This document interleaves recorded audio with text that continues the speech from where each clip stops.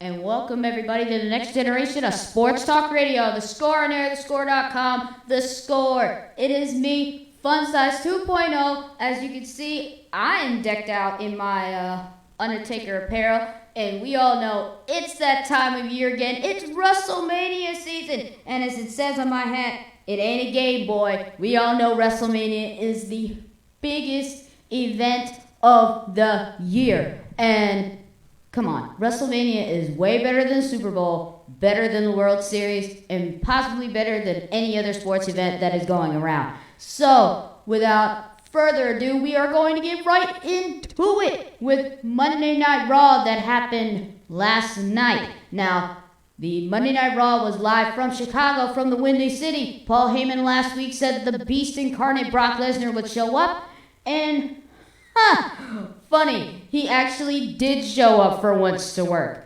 But obviously, Heyman and Brock were just ranting on and on about how former superstars with light on their feet reflexes such as AJ Styles, Daniel Bryan, and Finn Balor have all failed to topple the Beast, the Conqueror, the 21-1, that old thing.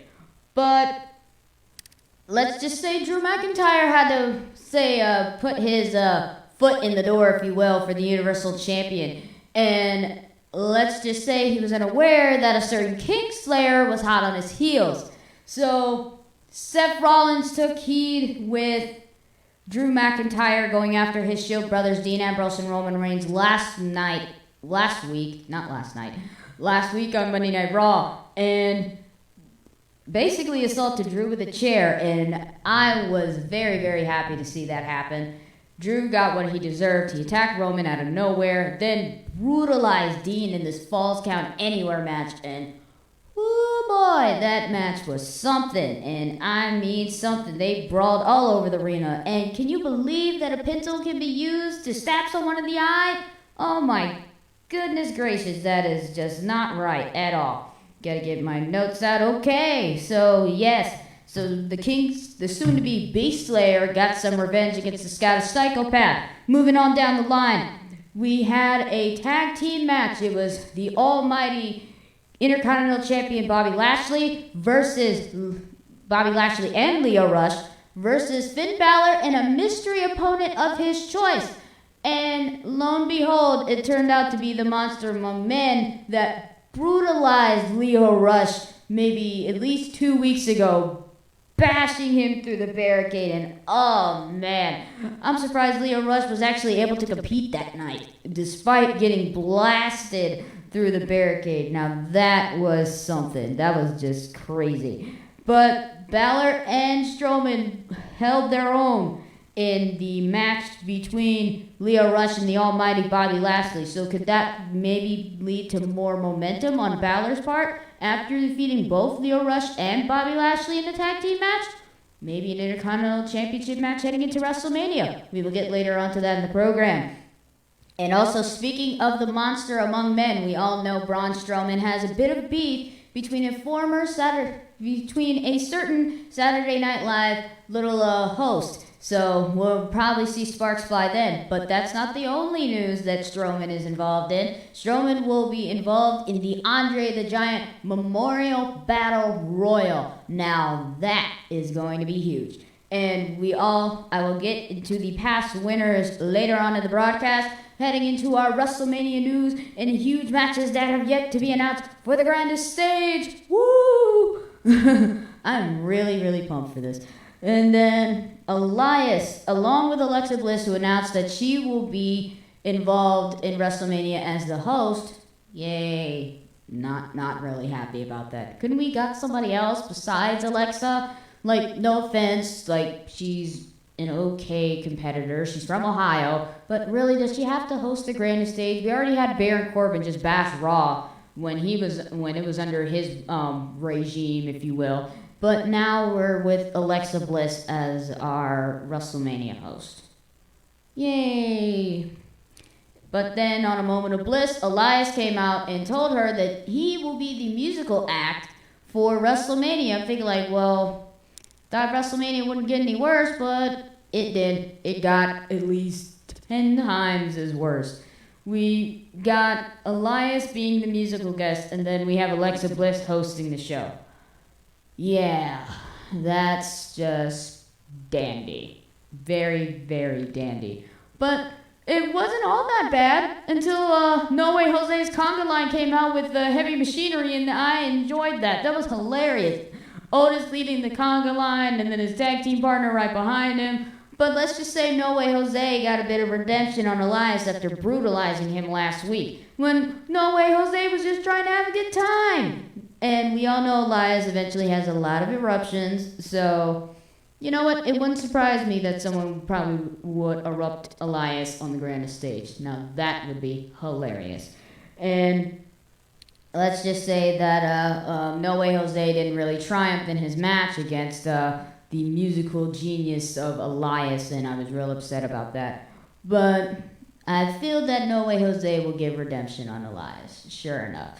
Then the Kurt Angle farewell tour still kicked it into high gear last night when Chad Gable stepped up to the plate, who basically represented American Alpha along with, oh my gosh, I forgot his name already, the supposed son of Kurt Angle, whose name I cannot remember. It was Jason Jordan, that was his name. Wow. When is he even coming back? That's the question. When is Jason Jordan going to grace us with his presence?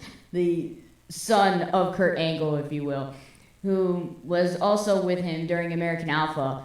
And basically, Kurt Angle was on a roll heading into WrestleMania. And lo and behold, his WrestleMania opponent is Baron Corbin, a man that took Kurt Angle's Raw general manager's job right from under his nose, because he complained and whined to Stephanie McMahon about Kurt Angle being unfair, not being a right GM. Well, I think Corbin's gonna get his comeuppance coming up in 19 days. Because Kurt Angle's on a roll so far. If he keeps this roll up, he's got a lot of momentum heading for him. And I support Kurt Angle 100%. I don't want to see him retire, but you know, he's making this choice on his own, and I hope Angle comes out on top heading into WrestleMania, and lo and behold, I know he will. He's going to make Corbin tap out, and then literally probably the night after, everyone's going to chant, "You tapped out, you tapped out," and I will be one of those people saying that at home on my couch.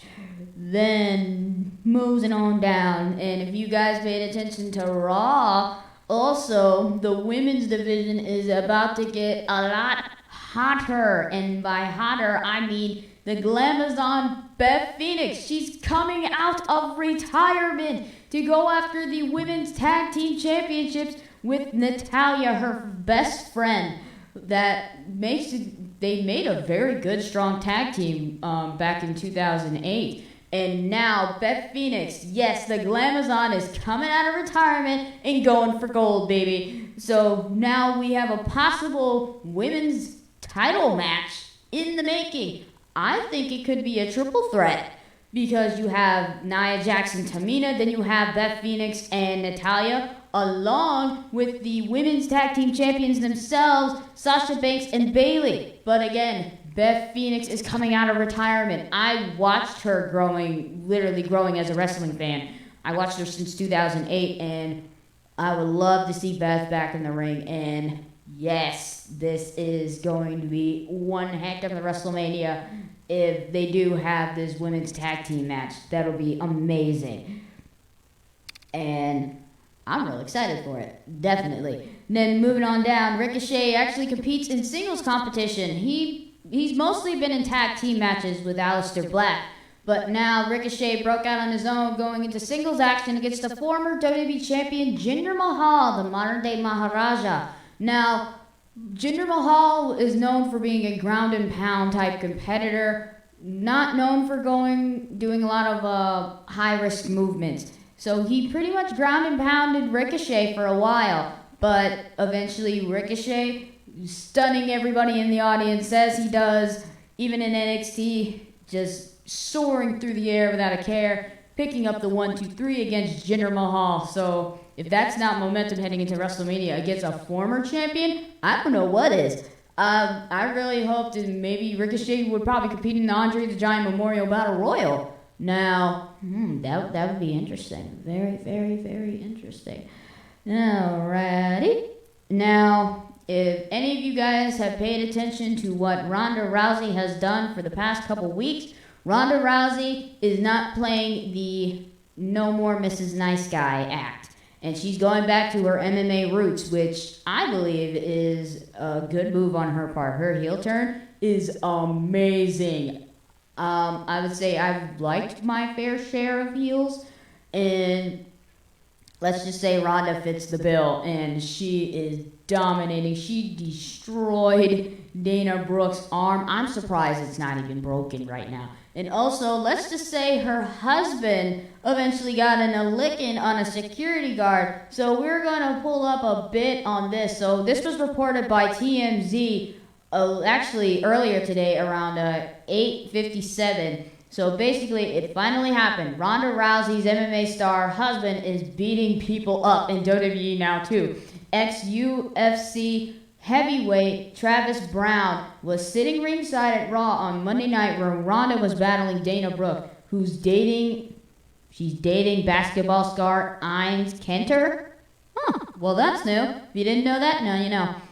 There were being rumbles for a while that Brown would get involved with WWE in some captivity, and Monday night it finally happened when he got out of his seat and threw a haymaker at a security guard who was trying to restrain Rousey. Oh, and that guard, oh my goodness, that guard fell so fast. I'm thinking like, whoa, what a right hook. And I mean, wow. He is taking a nap. Like, yeah, he's out. He was out. That security guard was out and down for the count. Now, that was according to TMZ, and that did happen last night. So, basically, Ronda Rousey and her husband are not taking anything from anybody, and I don't blame them. And she's got a huge match at WrestleMania heading up in these 19 days. So she's got to get her game face on, and boy, is she wearing it. She is wearing it out. Now, also, Apollo Crews, an ally of Kurt Angle, who was actually the first opponent in Kurt Angle's Fair World Tour series of matches, eventually took offense to what Baron Corbin said, saying, "Oh yeah, I'm going to embarrass Kurt Angle at WrestleMania, and I'm glad I took his job." And let's just say Apollo Crews found that offensive, and Baron Corbin did dominate Apollo for a little while, until eventually he got distracted trying to, do all this fancy schmancy stuff for the fans, and eventually he got pinned by Apollo. So that's huge momentum for Apollo, but not so much for Baron Corbin. So how will Corbin even gain momentum heading into WrestleMania in 19 days? Because if he doesn't, then his WrestleMania chances are going to be very, very slim. Then, let's just say Batista voiced his opinion while he was in Tampa. Yeah, he was live via satellite in his Tampa home, thinking that he was better than Triple H, basically saying that he just didn't like Triple H. Not really giving a specific, type of answer or reason why he does not like Triple H, but apparently that's how it went. Cole asked him the question, "Why do you not like Triple H?" for some reason. And clearly Batista is a man of few words. But the match at WrestleMania is going to be insane. No holds barred match at WrestleMania between these longtime rivals. And boy, howdy, is that one going to be insane.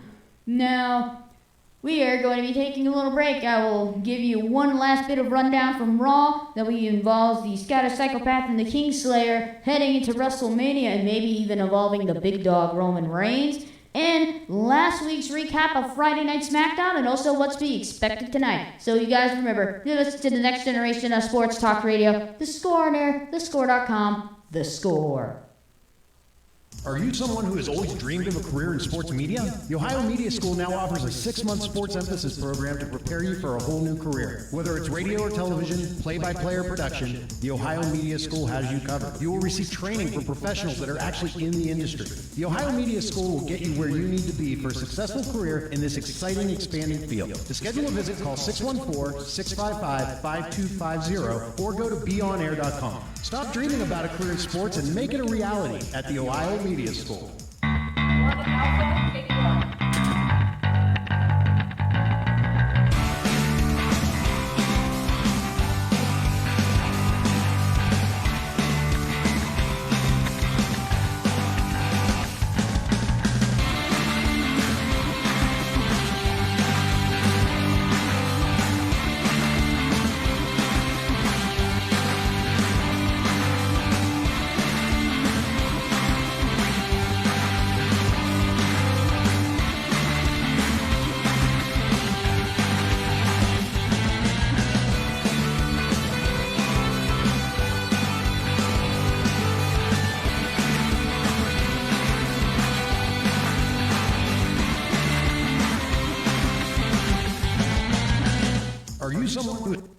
And welcome back, everybody, to the next generation of sports talk radio. The Score on Air, thescore.com, The Score. It's me, Funsize 2.0 here, getting back to you guys about what happened on Raw, the last part of it at least, and then moving on to Friday Night SmackDown with the last week recap, and as well as what's going to be happening tonight, and a bunch more. So, as we left off, we were talking about how Batista is basically ready for this huge no-holds-barred match between Triple H and himself, really not giving much word on why he can't stand the game. But we will soon find out, and I hope very, very soon.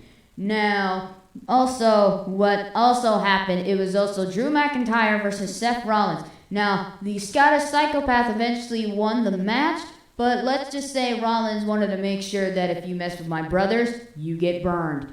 And Seth may have lost a bit of momentum heading into WrestleMania, but he's proven time and time again that he works better when his back is against the wall. And he put on a heck of a showing, even donning Chicago Cubs colors, and they looked great on him. Well, actually, it was the Chicago Bears, but either way, Cubs, Bears, same thing, Bear City. Now, moving on to Friday Night SmackDown. Now, SmackDown was very, very interesting. So, we are going to take a little bit of a recap from Friday Night SmackDown and make sure we got all of our statistics right heading into tonight's SmackDown. So, Shane McMahon explained his actions last week on why he attacked The Miz at Fastlane, saying that just because he won the trophy for Best in the World doesn't mean that he is not the best in the world. He's saying he was the best in the world because he was born that way, because he was rich, he got everything he wanted. He basically explained that the nickname the best in the world is something that he already is. And basically derailing The Miz, saying that you basically don't get any proper, respect from your father because he's disappointed in you. But Shane McMahon draw the line in the sand, saying, I want you at WrestleMania so I can embarrass you in front of your dad again. Now, The Miz I will get to The Miz later. I'm not trying to give anything away. I want to make it suspenseful as much as possible. Then also, last week, the New Day made a bit of waves during the 8-man tag team match between, it was the Hardy Boys, Aleister Black, and Ricochet versus Shinsuke Nakamura and Rusev and The Bar. And the reason why was because Kofi Kingston at Fastlane had to compete in a handicap match against The Bar, thinking that he was involved in the WWE Championship match that was going on a couple Sundays ago. And let's just say Xavier Woods and Big E didn't like the fact that The Bar beat up on their buddy. And let's just say Kingston will have to deal with The Bar later on in time and not just at Fastlane. And Randy Orton basically saying that he is basically wants to destroy the house that AJ Styles built, which being SmackDown Live. So we all know that Randy Orton is anonymous for getting in the head of his opponents. Now, AJ Styles is a man that has held the WWE Championship for almost a year. So now he has the Viper trespassing on his house. So now it resulted into a WrestleMania match that we'll get to later on down. But who will gain momentum heading to the grandest stage in New York City, heading just 19 days away? Will it be the Phenomenal One gaining momentum, or will the Viper strike and definitely say that this is the house that he built and not AJ Styles? Then Sonya Deville got beat by the SmackDown Women's Champion Asuka. Now, Sonya Deville came short at Fastlane against Asuka because Dana Brooke? Sonya Deville, her Fire and Desire teammate, basically made a bit of a mistake. She pulled up the ring skirt trying to get a kendo stick, but eventually the Golden Goddess tripped and eventually made her tap out to Asuka's Asuka lock, or she got pinned. I gotta go back and watch the pay-per-view now in order to get my knowledge up because I am so lost.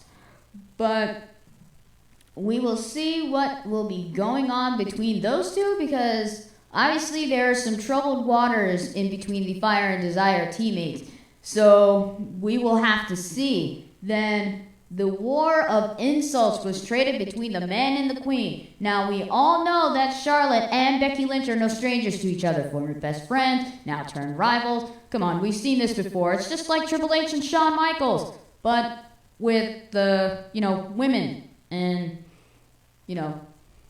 the upper area is more developed. So basically those two women had a war of words, mostly directing some of it either at each other or at the Raw Women's Champion Ronda Rousey. Now, with just 19 days away, which one of these ladies will build momentum heading to the grandest stage and maybe upsetting the baddest woman on the planet in the process? Now, that was your SmackDown recap. Now moving on down the line to tonight's Friday Night SmackDown. Now, Kofi Kingston basically told Vince McMahon last week, saying, what do I have to do to earn a WWE Championship match at WrestleMania against Daniel Bryan? Now, here's the ultimatum that Vince McMahon gave Kofi Kingston. You have to run a gauntlet. You have to defeat Randy Orton, Sheamus and Cesaro, Samoa Joe, and Rowan. He has to defeat 5 men. 5 men in order. Actually, hold on. It was Samoa Joe, Randy Orton, Sheamus, Cesaro, and Rowan. So yes, he has to defeat 5 men in order to get a chance at Daniel Bryan's WWE Championship at WrestleMania in 19 days' time. Now, I believe in Kofi Kingston. I always have, and he deserves a WWE Championship match. At the Elimination Chamber, he got screwed. That's what I'm gonna say. He got screwed because he obviously was so close. This is how close he was to getting towards the WWE Championship, and man, just ripped the rug right out from under him. And man, I just can't, man. They're just messing with my boy Kofi. And yes, he has to defeat 5 men in order to win a championship match at WrestleMania. Now, this is just baloney. I call it baloney. Total baloney. And definitely best of luck to Kingston. And I know he can do it. He's got the endurance for it. And he's faced half of these guys before, so he knows kind of, what moveset they'll be coming from. Especially Randy Orton. He's got some, former bad blood with Orton. So I think he can scout out Randy Orton pretty well. Then moving on down, The Miz breaks his silence. Having been shown up to SmackDown since he got beat up at Fastlane, now he's going to address Shane McMahon's challenge that he has for him at this coming WrestleMania. Will The Miz accept, or will he take matters into his own hands? I believe The Miz will accept, obviously with the harsh words that Shane McMahon shot at The Miz regarding his father, and I hope you didn't mention anything else about his family, because that's a line you don't cross with any man or woman. Never mention their family if you do. Ooh, best of luck to you, my friend. Yeah, so definitely The Miz is going to confront Shane McMahon and answer his challenge for WrestleMania. Will he accept or will he not? But it's most likely The Miz is going to accept. Come on. You don't insult someone's dad. Then the Women's Tag Team Champions, the Boss and Hug Connection, head to SmackDown Live. And here's the reason why. The reason is that the Iconics kind of poked fun at the Boss and Hug Connection, saying that they were scared of the Iconics. Now, lo and behold, I already know Sasha Banks is not one for being scared, and neither is Bayley. So basically, let's hope the Iconics can eat their words, since the champs are coming to SmackDown Live. Now, this will actually be a first, because the women's championships, the tag team championships, are not like distinct to like either brand. They're not color coded. They're they're white. So not to be racist, but yeah, the color of the title, like plates, not the plates, but the leather interior is white. So basically, I feel that these championships can go to either brand with a women's tag team, either Raw or SmackDown. And definitely that does feel like that in a way. So, and then also, will Charlotte Flair and Becky Lynch have another war of words? Now, obviously, with these two women, there's most likely going to be a war of words going on between those two. So, yeah. I wonder, will Becky take another jab at Ronda Rousey with her recent attack on Dana Brooke? Now she had to get escorted out of the building. And also, she was fined last Monday for punching out a referee. So that is a huge, huge thing. So either way, I do believe that the war of words will continue from the Queen and the Man heading towards WrestleMania. And SmackDown is shaping up to be one heck of a show, and I can't wait to see what happens. That's going to be huge. So definitely, I feel Kofi Kingston's got this gauntlet match in the bag, more or less. But he's faced all of these guys before, so it's pretty easy. It should be easy for Kofi because he's faced half of these men before. He's faced Samoa Joe before, kind of didn't have that much luck. Randy Orton, he's had a rivalry with back in 2009. The Sheamus and Cesaro, he's faced on separate occasions, so he kind of knows their moveset pretty well, I believe. And also with Rowan, they have faced, Kofi Kingston has faced Rowan before with the New Day when he was with the Bludgeon Brothers. So basically, Kofi Kingston has some insight on how these competitors will move. And then what will happen when the Women's Tag Team Champions show up to SmackDown? Will there be more than just the Iconics coming down the aisle to confront the champions? Or will it just be the Iconics just talking trash and avoiding getting punched in their pretty Aussie faces? That's all in the cards for right now, but we certainly don't know what will happen. And definitely SmackDown is shaping up to be one pretty good show. And, so far, nothing's really going on until we see what will going on and who will gain momentum heading into WrestleMania. That is the other question. And we are going to be taking another break. Remember, guys, you're listening to the next generation of sports talk radio, The Score, on air, thescore.com. The Score. Are you someone who has always dreamed of a career in sports media? The Ohio Media School now offers a 6-month sports emphasis program to prepare you for a whole new career. Whether it's radio or television, play-by-play or production, the Ohio Media School has you covered. You will receive training for professionals that are actually in the industry. The Ohio Media School will get you where you need to be for a successful career in this exciting, expanding field. To schedule a visit, call 614-655-5250 or go to beonair.com. Stop dreaming about a career in sports and make it a reality at the Ohio Media School.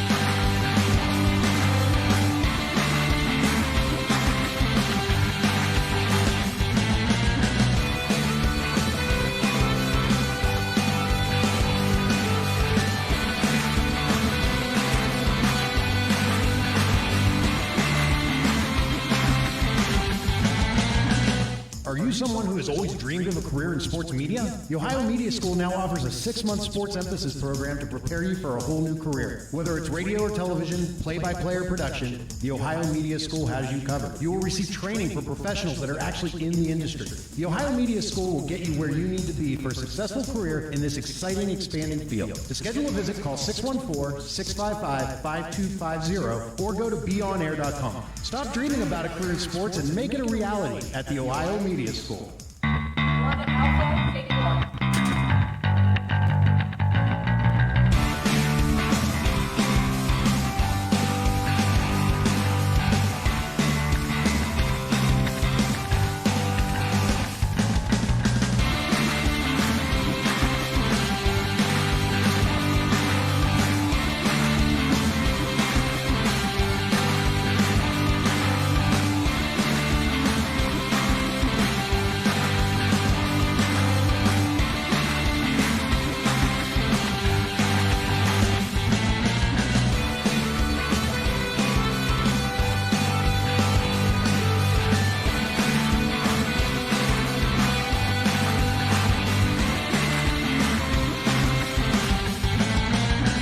Are you someone who has always dreamed of a career in sports media? The Ohio Media School now offers a 6-month sports emphasis program to prepare you for a whole new career. Whether it's radio or television, play-by-play or production, the Ohio Media School has you covered. You will receive training from professionals that are actually in the industry. The Ohio Media School will get you where you need to be for a successful career in this exciting, expanding field. To schedule a visit, call 614-655-5250 or go to beonair.com. Stop dreaming about a career in sports and make it a reality at the Ohio Media School.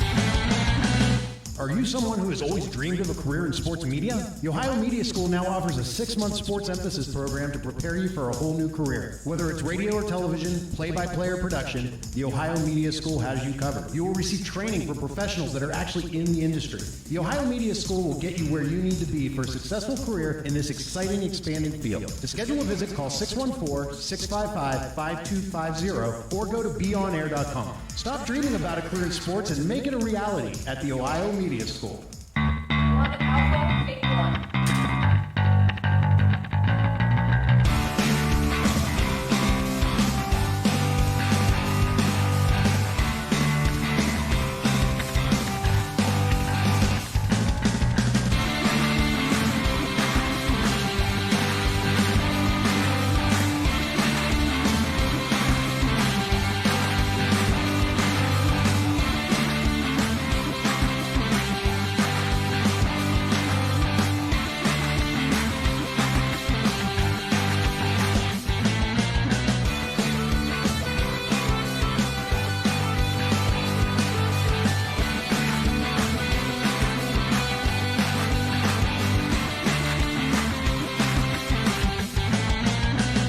Are you someone who has always dreamed of a career in sports media? The Ohio Media School now offers a 6-month sports emphasis program to prepare you for a whole new career. Whether it's radio or television, play-by-play or production, the Ohio Media School has you covered. You will receive training from professionals that are actually in the industry. The Ohio Media School will get you where you need to be for a successful career in this exciting, expanding field. To schedule a visit, call 614-655-5250 or go to beonair.com. Stop dreaming about a career in sports and make it a reality at the Ohio Media School. 1 Alpha, take 1.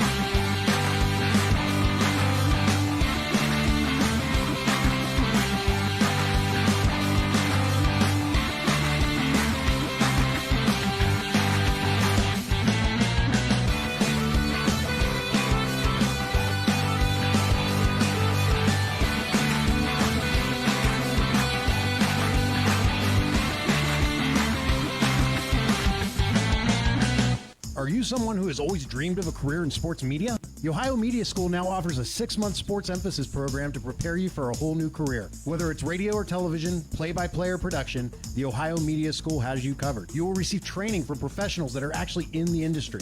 The Ohio Media School will get you where you need to be for a successful career in this exciting, expanding field. To schedule a visit, call 614.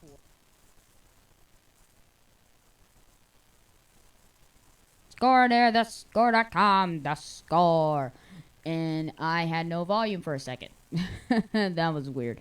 But either way, WrestleMania is 19 days away. Holy cow. We are literally on the highway heading towards the main event.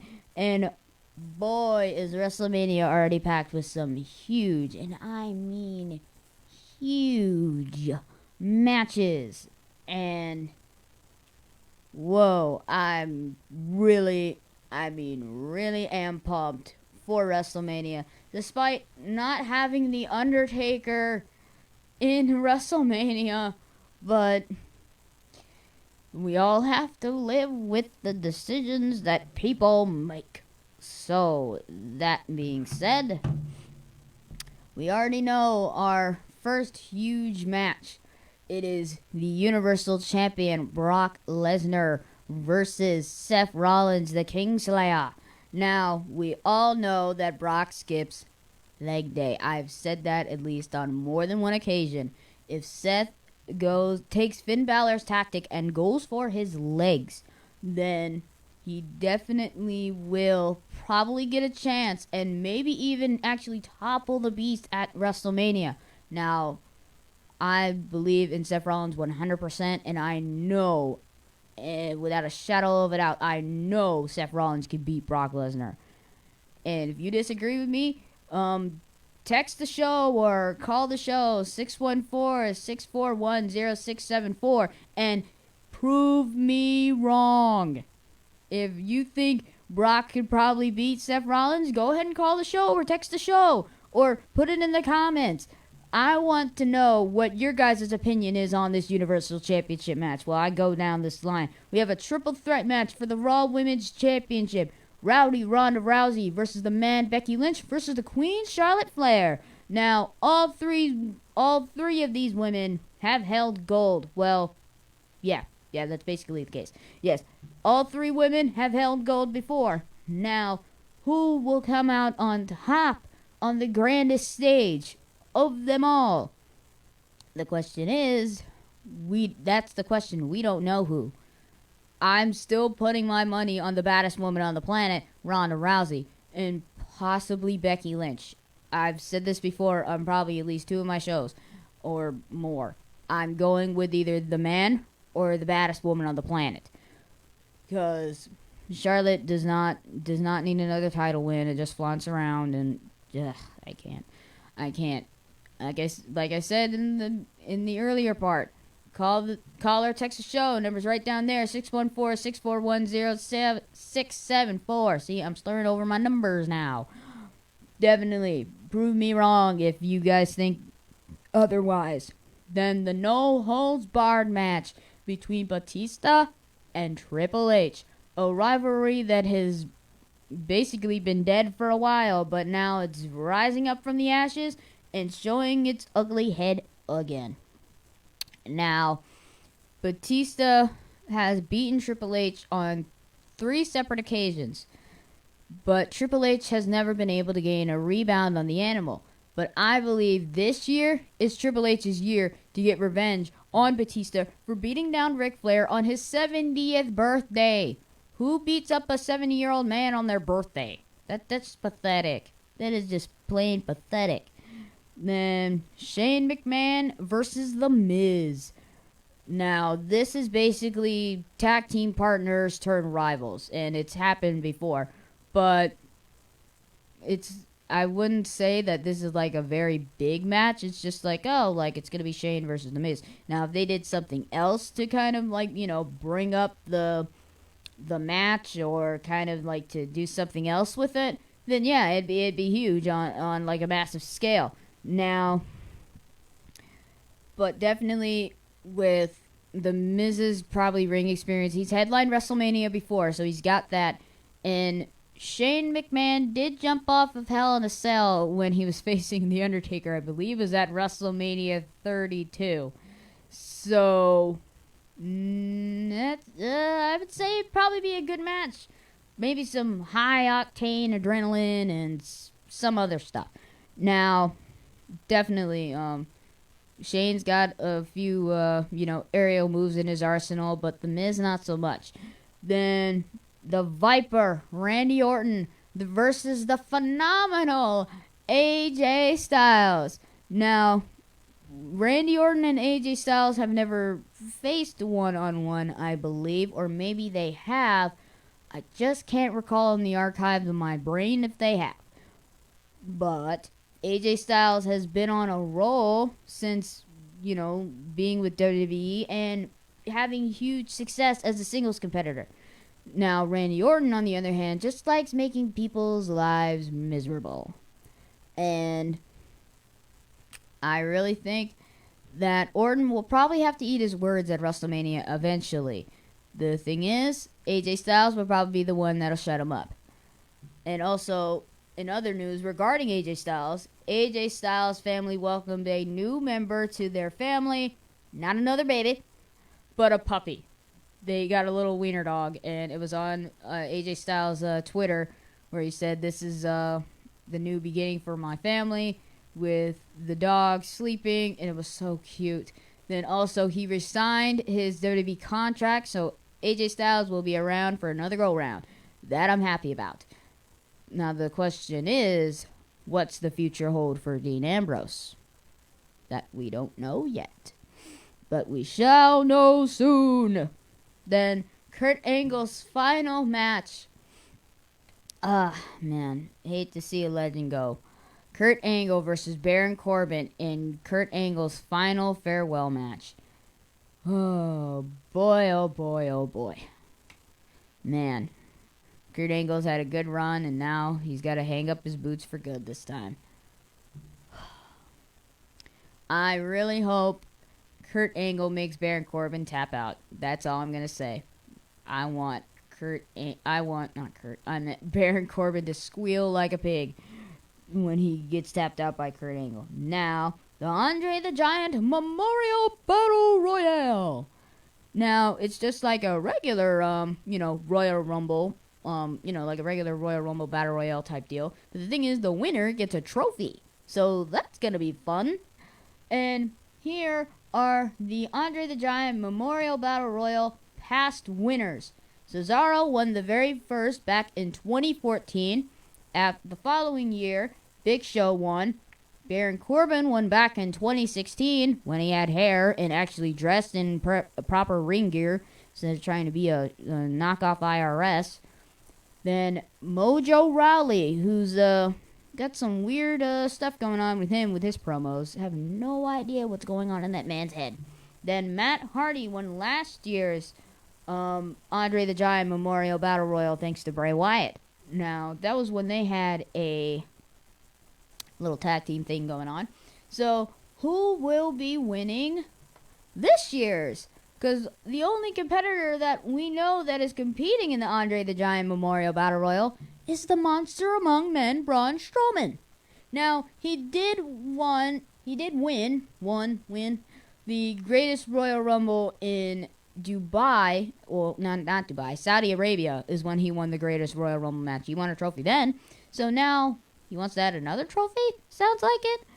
He basically told Alexa Bliss last week, I'm going to be competing in the Andre the Giant Memorial Battle Royal. So, I feel bad for the other 29 that are competing. Good luck to them. And then also with the Hall of Fame induction ceremony, there's always one recipient that always receives the Warrior Award, showing courage and just all-around kindness to their communities. It's being awarded to a longtime WWE employee. Her name is Sue Itchison, and she has been with WWE for a long, long time, and that lady deserves that award, and she definitely deserves it. And seeing all the photos of her when she was young and heading into now, she's also been a part of Make-A-Wish as well as John Cena has. So it's just awesome to see someone get awarded that award. And Dana Warrior, the Ultimate Warrior's widow, is going to be awarding her this award. So it is well deserved for her, and congrats to you, Sue, for being nominated for this award. I'm thinking, like, what do you have to do to get nominated for that award? I'm thinking, like, I would like to get that award, but, I don't work for WWE or anybody else. But the thing is that they have had other people that have done this, so there's got to be a way for someone to get nominated that's not within WWE or just a fan or one of those. But, as I said, WrestleMania is, like, monumentally huge. It is the biggest event of the year for any wrestling fan to be a part of, or even to just, witness it at home or live. And man, WrestleMania is just going to be the most awesomest event ever. And I mean, it's going to be so awesome that probably, I bet, trying to think, they're going to be in New York, so they're probably going to break another attendance record. And WWE not too long ago showed their 25th anniversary of WrestleMania, and I actually went back and watched the whole thing from the beginning. I'm thinking, like, man, these matches were awesome. And I still can't believe that Santino, a.k.a. Santina, or Santina, a.k.a. Santino, won the first ever Miss WrestleMania. And oh man, I missed King and JR being at the commentary team. That's another thing I gotta bring up. I gotta bring up the commentary team. I'll definitely be doing that. They could definitely use some fresh blood, or jeez, I'm getting tired already just talking about it. Just, the commentary team is, I'm not saying it's boring, it's just that sometimes they could use some sprucing up. They need fresh blood on the commentary team. I definitely feel that.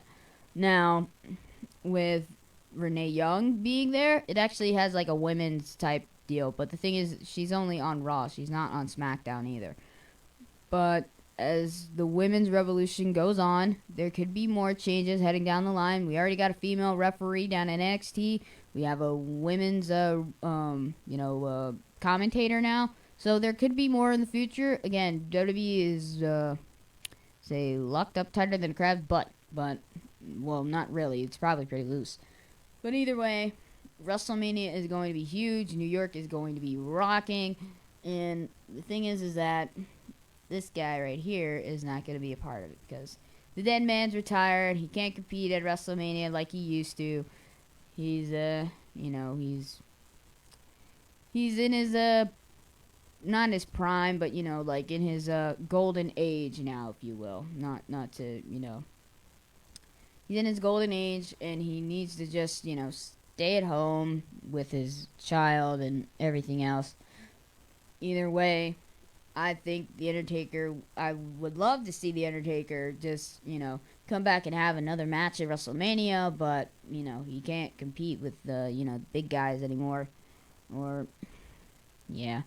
Because he was known to really be let go, not let go, but to kind of leave on his own terms, because he's competed with the WWE for so long. And, ooh, man, that guy.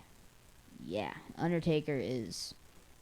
Because that's kind of how WrestleMania was kind of forged. It was kind of forged around The Undertaker, with him starting his WrestleMania streak at WrestleMania 7, and then just having it die at WrestleMania 30. Now, that was just hard, but still try to keep it going, despite Brock killing it, which was stupid. Still don't, still hate that WWE made them do that. Couldn't they have somebody else break it besides Brock? Like, come on. Brock doesn't even show up to work anymore. It's just pathetic. But either way, like, who really knows? It's just fatal 4-way match. So gonna be, like I said, it's just somewhat there. So you put down a fatal 4-way match. Oh, I didn't think about that, Mr. Christopher Brown. Fatal 4-way match at Mania. Beth Phoenix and Natalya versus the Boston Hug Connection versus Tamina and Nia Jax and the Iconics. Fatal 4-way match doesn't sound bad, but make it even more interesting. Make it an elimination fatal 4-way match. How about them apples? Now, definitely, I would love to see all 4 of those teams, get around there. So that would kind of be pretty cool. Let's see. I'm gonna read here what else you have, and here's a question that needs to be addressed. With all the rhetoric about WWE listening to its fans, it's been said WWE notices the online backlash to the Kurt Angle Corbin choice for his final match. Will they do the right thing and change his opponent, or will they do what they always have done and basically just said, forget you to the ticket-carrying public who pays the network and the seats at Mania this year? That is a very, very interesting question, Christopher. Now, as we know, WWE does tend to listen to its fans sometimes, and sometimes they don't. So that's kind of a 50-50 kind of question going along with that. And hello, Albert, for popping in there saying, well, I would prefer Triple H. Oh, yeah, definitely, say Kofi will get the title. The question is how long. See, I'm just reading comments. Christopher, you put Kofi will get the title. The question is how long will he hold it for? As I've heard rumors suggesting Lesnar might be getting drafted over to SmackDown, winning the WWE title, and then holding it through his next UFC fight. Oh, brother. Like Brock needs to hold any more titles. Jesus. And also, yes, SmackDown is planning on moving to Fox instead of going on USA, and it'll be going back to Friday, so hallelujah to that. Because Tuesday Night SmackDown doesn't work. It doesn't have the, certain ring to it the way I feel it is. But, as it says on my hat, it ain't a game, boy. This is WrestleMania season. People have to pick up their A game, because if they don't, then they're going to get left. And the thing is, we don't know how long Roman Reigns, or basically how long Roman Reigns will be out, despite literally getting knocked woozy by Drew McIntyre, and that attack was just brutal. It was just majorly brutal. Chicago gave Lesnar and his Trick Walrus an earful last night. Yeah, they did. They did give him an earful. And the thing is, that was probably, the first time since Brock showed up since competing with the title at the Royal Rumble. And, yeah, so, of course, Chicago, Chi-Town gave the Beast an earful, along with Heyman. So, it was well-deserved either way. And, let's see. Lesnar and Heyman are gratefully destroying WWE. Heck yes, they are. And I thought Baron Corbin was shoving Raw to the ground, digging a bigger hole for Raw. But definitely, Heyman and Brock are definitely holding that spot to just ruining WWE to its foundation. And, oh boy. Man. Oh man, they need to, like, just kind of, ditch the whole PG TV thing. But the thing is that once they move to Fox, SmackDown, when they move the SmackDown to Fox, they're planning on making the content more edgier. So, only time will tell, but I wish we could all go into the future and see what is going on with these writers. These writers stink. And I mean, like, majorly stink. And, oh, man, they're just... I'm not saying the way that some of the writing is going is bad. It's just that how it's directed. Like, you gotta make sure your writers don't leak all your information to the stinking internet regarding of your wrestlers. Because, come on. They always wonder why WWE is just so low in the ratings, and Impact Wrestling and AEW are just beating them up with their content and everything. That's probably why, because you got writers that are just sneaky little creepers that just want to ruin, the business as a whole. But clearly Vince McMahon just cares about money and does not, he is scared of AEW. He's just not going to admit it, because he's a 75-year-old man that really can't think straight at all unless he has his medication. But either way, that's Vince McMahon, not me. Says, told you that Claymore kick is a game changer. Hope McIntyre has one for Lesnar. Oh yeah, I'm sure Drew McIntyre's got a big old Claymore kick with Brock's name on it, or his head. Either way,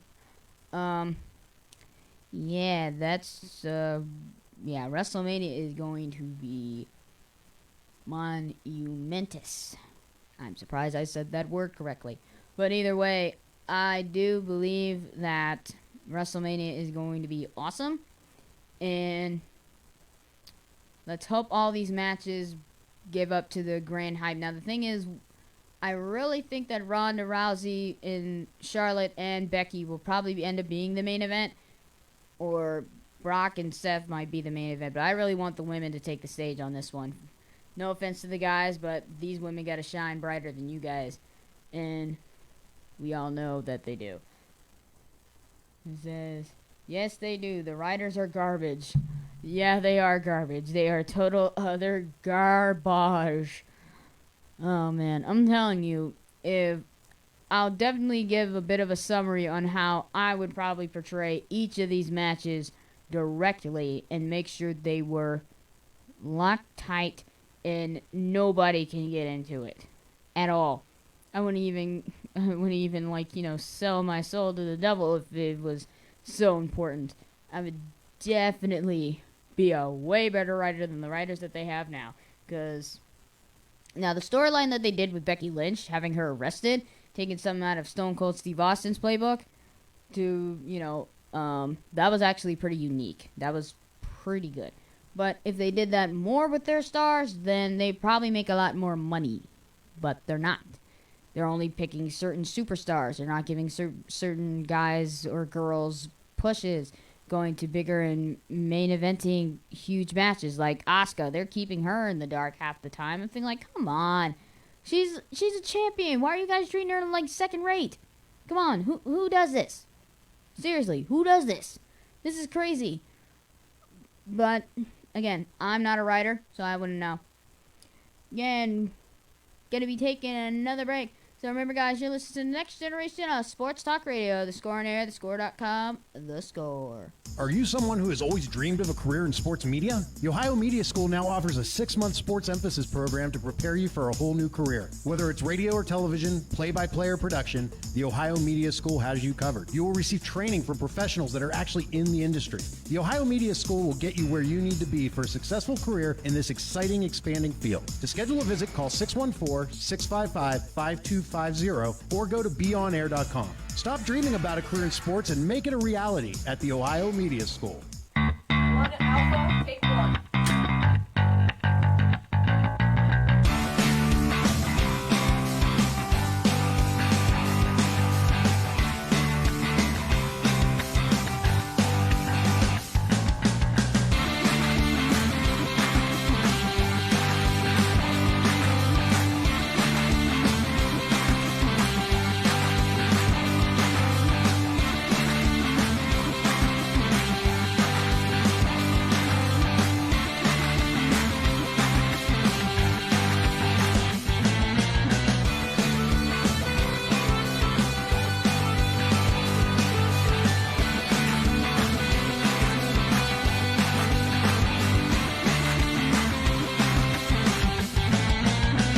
Are you someone who has always dreamed of a career in sports media? The Ohio Media School now offers a 6-month sports emphasis program to prepare you for a whole new career. Whether it's radio or television, play-by-play or production, the Ohio Media School has you covered. You will receive training from professionals that are actually in the industry. The Ohio Media School will get you where you need to be for a successful career in this exciting, expanding field. To schedule a visit, call 614-655-5250 or go to beonair.com. Stop dreaming about a career in sports and make it a reality at the Ohio Media School. 1 Alpha, take 1.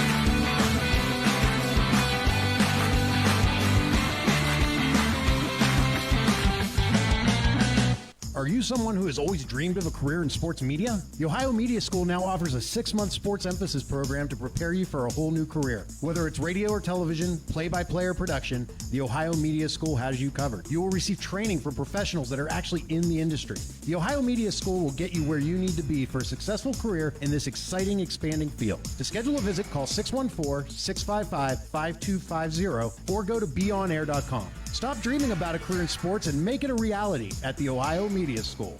1 Alpha, take 1.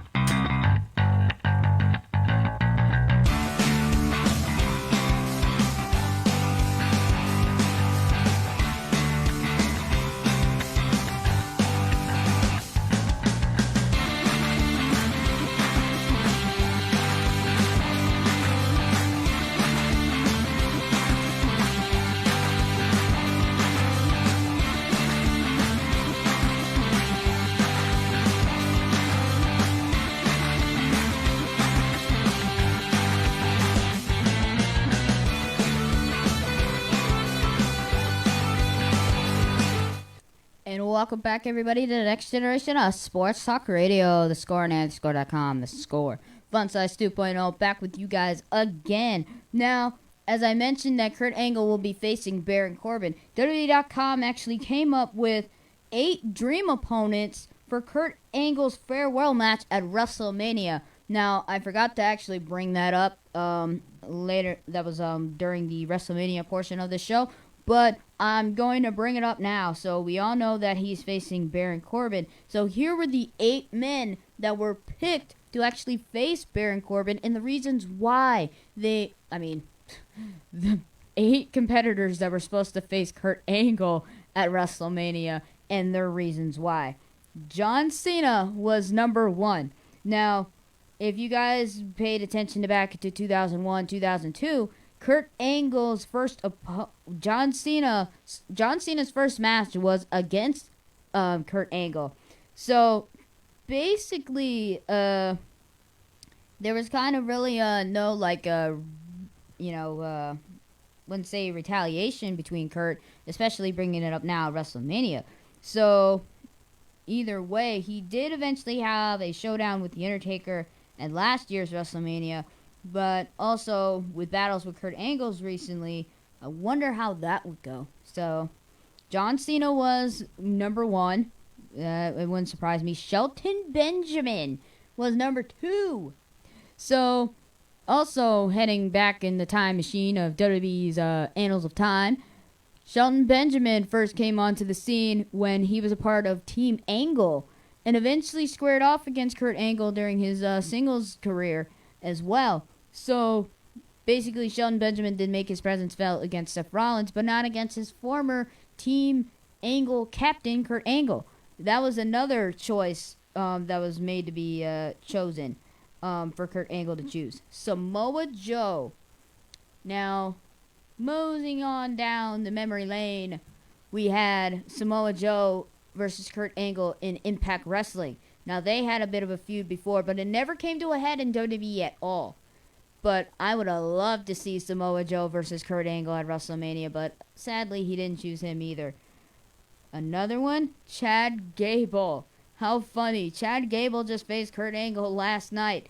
But if Kurt would have chose Gable, now the thing is that Chad Gable was a part of American Alpha, and they idolized Kurt Angle. So that kind of would have been appropriate for Kurt to kind of, go up against a fan of his work and his matches, per se. So that would have been a very interesting match, too. Then, The Undertaker. The Undertaker versus Kurt Angle on the grandest stage. Now, these guys have faced each other back in WWE's Attitude Era, when it was mostly around the WWE Championship or the World Heavyweight Championship at the time. So, if you go back to watch any of Undertaker versus Kurt Angle matches, go to the WWE Network and that will not disappoint you. Now, here is the Undertaker's WrestleMania record now. 24-2. That hurts to say that. Oh, man, my heart. I can't. 24 wins and 2 losses. There should still be a 0 there, but there is not. And I am very, very upset about this. Oh, man. Yeah, man, that killed me. I need to move on before I start crying. Rey Mysterio was another one of Kurt Angle's choices. Now, Rey Mysterio and Kurt Angle had a bit of a rivalry, especially heading into WrestleMania 22 for the World Heavyweight title, which Randy Orton was a part of. So, it wouldn't be surprising if Kurt Angle faced off against the high-flying luchador in a grand stage match. Now, that would have been actually pretty cool to see, too. Want to see Rey Mysterio face Kurt Angle, but that didn't happen either. Roman Reigns. Whoa, boy. Now, Kurt Angle has faced several WWE legends in his career, such as Hulk Hogan, John Cena, Triple H, Shawn Michaels, and The Undertaker, as well as a ton of others. But he has never faced Roman Reigns. So, the thing is that Kurt Angle took Roman Reigns' place in 2017's TLC match with The Shield when, they were kind of down a member. But either way, I would have loved to see that too. And I know, Albert, this guy is your favorite. Drew McIntyre was another guy to face Kurt Angle. That was the 8 of all the competitors that Kurt Angle probably could have chosen from, but didn't really think about it. This was all WWE's 8 dream opponents for Kurt Angle's farewell match at WrestleMania. Now, all of those guys that were mentioned in that list, I would have loved to see face against Kurt Angle, but I think the one guy that I probably wanted to see so badly, oh man, there were so many good guys on that list. I'm tied between The Undertaker and Samoa Joe. Definitely tied between those two. Well, mostly the other ones, too, that Kurt Angle has faced in the past. Also, maybe some of the guys that are on the roster now. Definitely would have loved to see any of those guys that were on that list compete at WrestleMania against Kurt Angle. That would have been a huge honor for all of them. Now, to answer your question, Albert, the Elias versus No Way Jose match, Elias won. So, hate to burst your bubble, but that's how it was. No Way Jose lost. I was sad. I like No Way Jose. He's hilarious. I like that guy. Yeah, Drew was talking a lot of smack on Raw to Brock Lesnar, but didn't get a chance to step into the ring with the Beast due to Seth Rollins assaulting the Scottish psychopath with a steel chair. So he definitely deserved that. Come on, you go after somebody's brothers, you get hurt. And what else did you type up there, Albert? Rollins really turned it up a notch last night when he tore Drew up with that chair. I still say if he didn't heed your advice, he would have come up short against Lesnar. Hashtag take his legs out, Seth. Hashtag burn him down. Yeah, definitely. I'm going to have to send a tweet to Seth Rollins and make it like hugely major, saying like, go for Brock's legs. It's the easiest thing you can do. Go for the legs. Then, let's see. Oh, so you also gave your opinions on those too. Angle chose Corbin because of all the heartache he's caused Angle in the last year. That is true. I would rather see Kurt take on Cena, and Shelton Benjamin was basically a clone of Kurt Angle. So that's a good choice. Undertaker would be spectacular. Hopefully there will be a chance that everybody can live with everybody hates Corbin. That sounds like everybody hates Chris, but that's hilarious though. That is definitely it. Both of them to that slacker Lesnar. Oh yeah. Dean Ambrose. They can both ride off into the sunset in style. Yeah, McIntyre has Angle's number, though. That wouldn't be too hard to watch. Well, okay, Drew had Kurt's Angle's number only, like, a couple times. But the thing is that Kurt's been away for a while and hasn't really been competing as consistently as Drew. So, come on, Kurt Angle's more of a mat-based wrestler than let alone with Drew being a... ground and pound, like, in-your-face type of competitor. So, I could be wrong. I like Elias. Albert, we can't be friends anymore. I'm kidding. But, Drew did not openly challenge Lesnar. Yeah, that is true. He didn't open challenge him, but the thing is that he was talking a lot of smack to Lesnar. And I would say there would be a future Universal title match for Drew in the future, but we don't know for certain because that's kind of up in the air, if you will. Now, definitely WrestleMania is huge. Now, there's already 2 disappointments heading into WrestleMania. We have Alexa Bliss as our host, and we have Elias being the musical entertainment act. That just sucks. It sucks in every single way that you put it. Because we have Alexa Bliss who is hosting it. Couldn't they find somebody else to host besides one of their competitors? Even though she hasn't really been competing in a ring, but still. We don't need the competitors performing and doing all this other stuff. It doesn't need to happen. But either way. Like, oh man. Let's hope they actually make WrestleMania, more, like, entertaining. Because if they don't, then... oh, man. Oh, boy. It is not going to work out for anybody. And, yeah. It's just going to be crazy. And speaking of, former UFC stars, it's funny because there are only at least, 3 former WWE super... well, actually, no, 2 that have actually transitioned from WWE to UFC. That being former WWE superstar CM Punk and Jack Swagger, who actually made a very good impression in his UFC career. His debut match. And I was surprised that he was able to catch on so quickly. And it was... trying to hold in my yawn and not yawn while I'm on the care. But either way, definitely Jack Swagger, formerly known as like Jack Hager now. He's going by Jack Hager, I think. With UFC, he is doing very well for himself to compete in UFC. Now, CM Punk, on the other hand, didn't do too hot. He got beat up. Oh, man. Now, if WWE would actually play their cards right and decided to bring back CM Punk, now, I would, that'd be something. Bring back all the stars that either you guys fired or the superstars that quit because you guys weren't giving them the right props and everything.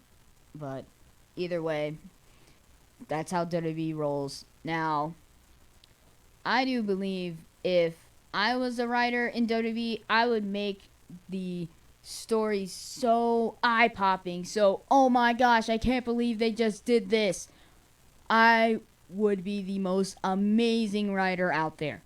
I wouldn't be afraid to throw any punches. I wouldn't. I would definitely give the superstars some freedom on telling me, what do you want to show the WWE Universe? Do you want to be a babyface? Do you want to be a heel? Do you want to be like some anti-hero? Like, what is it? Now, with the Seth Rollins versus Brock Lesnar match, it's already nitpick tight. It's tight. It's good. It's clean. Now, the thing is, if Brock, we all know Brock is a meathead. He's got the body of a Greek god, but yet the lower part of his extremities are just like chickens. Yeah, he's got chicken feet, chicken legs. But if Brock would show up probably to work on time and Seth Rollins started to put more of an assault on Brock, then that would have made huge TV headlines. Literally every chance they get to beat the holy crap out of each other. Just like the rivalry with him and John Cena. As soon as Cena came into the building, Brock was already in the ring. Next thing you know, Cena bum rushes the ring, and then boom, an instant brawl broke out. The entire locker room had to break up both Brock and Cena. But eventually Brock got a good, licking on Cena, and eventually he was busted up, and he was like, hey, is that all you got? Then Brock broke through the huge swarm of superstars, and bam, they went at it again. Man, you don't see a lot of bum rushed, not a lot of the locker room being emptied to, break up fights.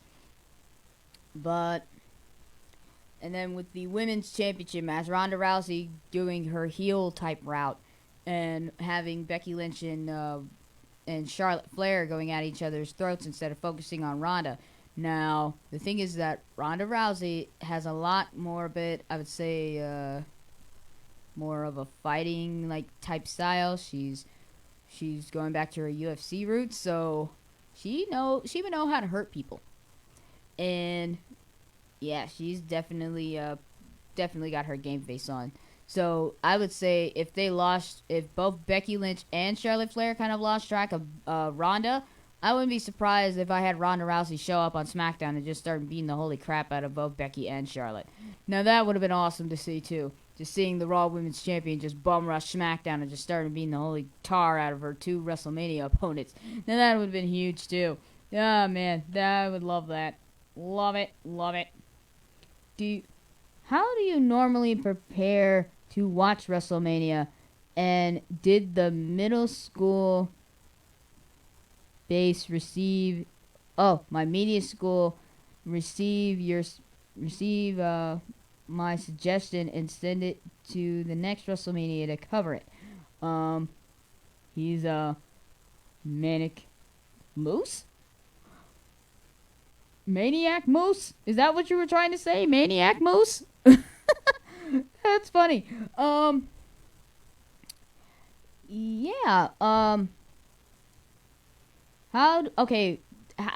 normally prepare by watching WrestleMania either in my living room or in my bedroom because I have a TV set up in there and I have the network, so I'll be able to watch it on either system.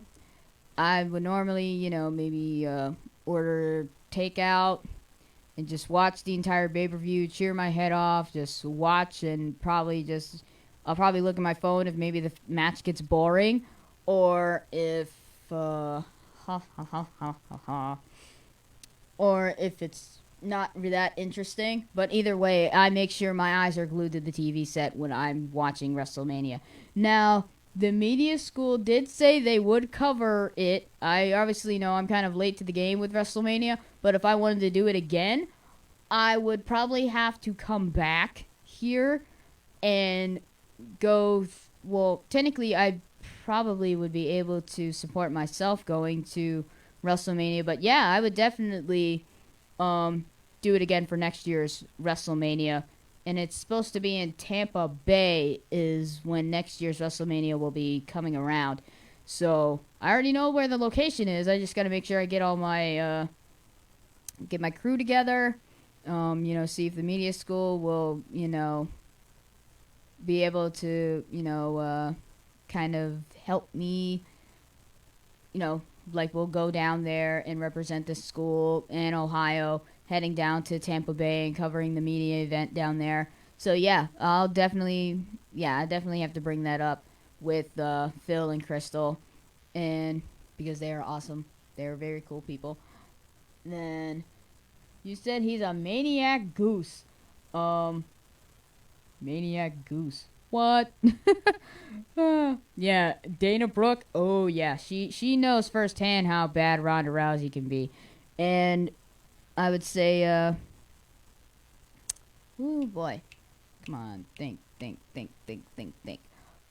Oh man, but definitely, WrestleMania is gonna be huge. I wonder if they'll have like that women's battle royal thing that they had during, believe it was at last year's WrestleMania. Naomi won that because the OBS is acting like a crazy head. But, yeah, it went away and then it came back. Woo! I disappeared for a second. But either way, WrestleMania is going to be gonna be monumental. It's huge. Getting back to New York. But as I said, WrestleMania needs to be in smaller cities that need more publicity. Now, we all know there's at least, maybe 4 or 5 places in the country that are, huge in promoting things, such as Florida, Georgia, New York, Las Vegas, California, Texas, Washington. There's just a lot of cities that don't get a lot of love from WWE when it's, comes to huge pay-per-views. Sure, Fastlane came to Ohio at least twice.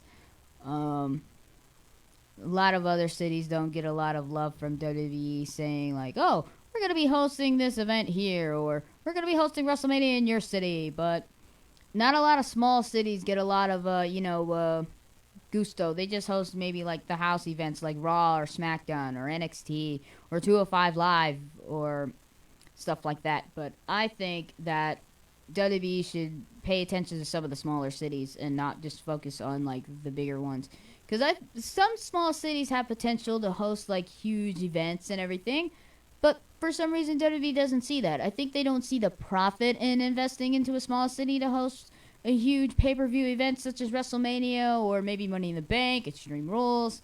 I don't know why, but come on, it's easy. They just gotta make sure they send someone down there and find an arena big enough to fit a couple 100,000 people. But clearly they think they're too good to do all of this. So, again, yeah, that's just how it goes, because that's how WWE rolls. I'm referring to Lesnar with the Mad Goose Moose crack. That's funny. Yeah, definitely. Yeah, Lesnar is a mad moose or a manic moose. Yeah. There's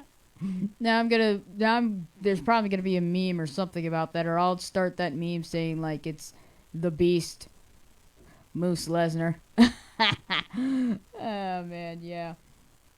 But either way, yeah, that is hilarious. That was hilarious what you did there. That was funny. But as I said, the WrestleMania is just gonna be ginormous. It's gonna be huge. Just so many matches lined up, and who knows? Just like last year's, no, it wasn't last year's. I believe it was at WrestleMania 32. Shawn Michaels, Mick Foley, and Stone Cold Steve Austin showed up. They weren't even supposed to be there. Neither was The Rock or John Cena. So, as we all know, the Royal Rumble isn't the only place for surprises. WrestleMania is known for surprises as well. So, man.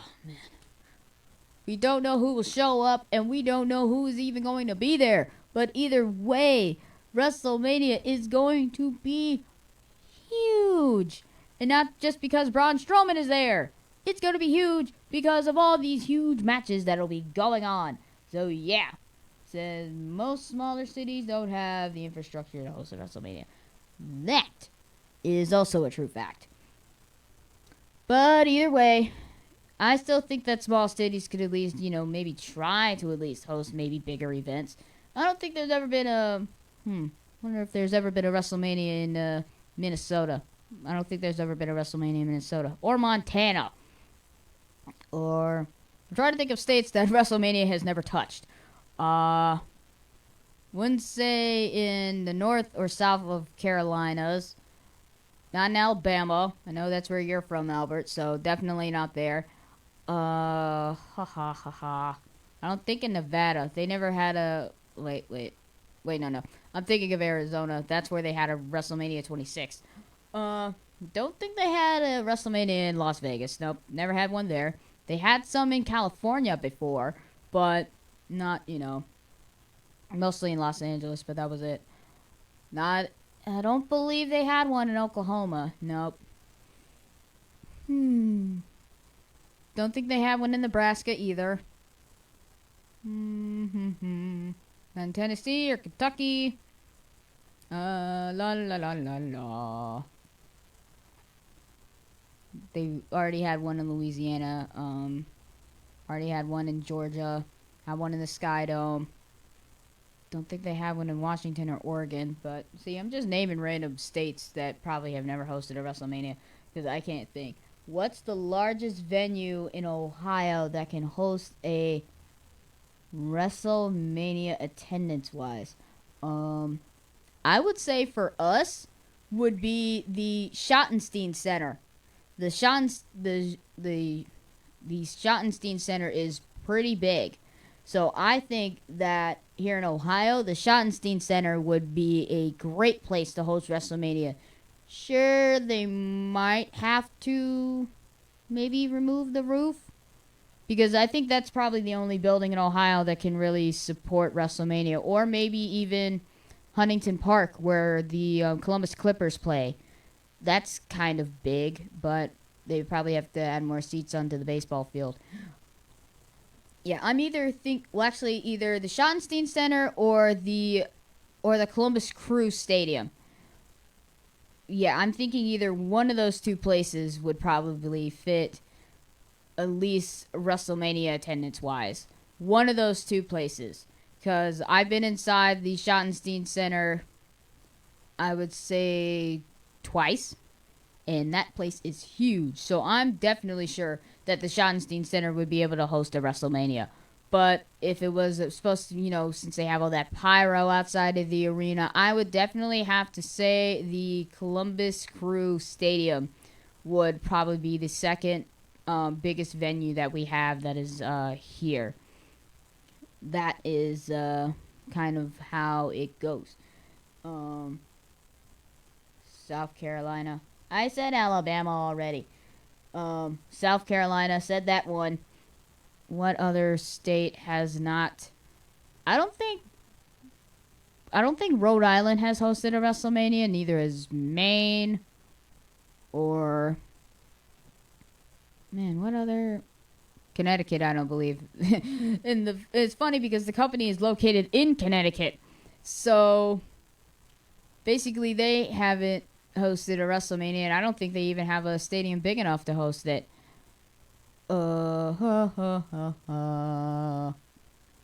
What other state? Said Oklahoma, said Nebraska, said Montana, Minnesota. Detroit City already hosted WrestleMania once, so they had it at Ford Field. What other one? What other state? What other state? What other state? I'm probably forgetting a lot of states. Louisiana already hosted one. What other state am I forgetting? Because I can't remember my states. Oh man, I can't remember. You know, it would actually be pretty cool if they had a WrestleMania in Hawaii. Oh man, that would be pretty cool. Having it on the beach and stuff. Well, actually, no, that would actually be a good location for a SummerSlam. Oh yeah, going to Hawaii for SummerSlam. That'd be awesome. Forget going to Los Angeles. We're going to Honolulu, Hawaii. Seating capacity, too big for Connecticut. Kentucky. Oh, I said Kentucky too already. Seating capacity. I would say depends on how the arena is shaped for both. Well, the Columbus City Crew, it has a soccer stadium, but I'm gonna have to do more research on that. With the seating capacity, too big for Connecticut. I'm not sure.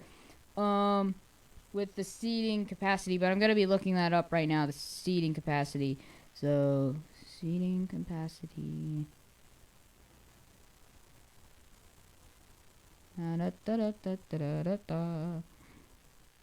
Since I can't spell capacity.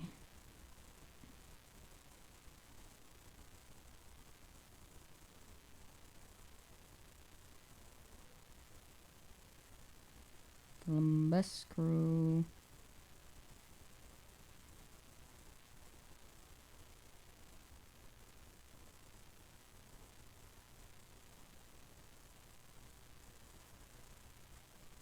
Okay, let's see their seating capacity. For the Columbus Crew Stadium, it seats 19,968 people. Holy cow, that's a lot. And then let's do the Schottenstein Center. So, and